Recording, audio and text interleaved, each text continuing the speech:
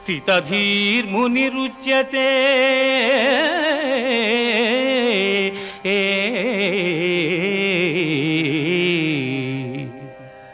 దుఃఖములు కలిగినప్పుడు దిగులు చెందని వాడును, సుఖములు కలిగినప్పుడు స్పృహ లేనివాడును, రాగము భయము క్రోధము పోయినవాడును స్థితప్రజ్ఞుడని చెప్పబడును.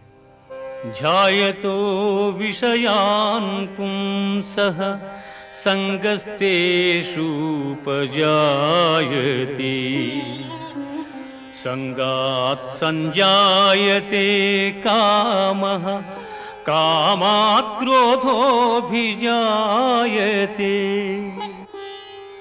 క్రోధాత్ భవతి సమ్మోహః, సమ్మోహాత్ స్మృతివిభ్రమః, స్మృతిభ్రంశాత్ బుద్ధినాశో, బుద్ధినాశ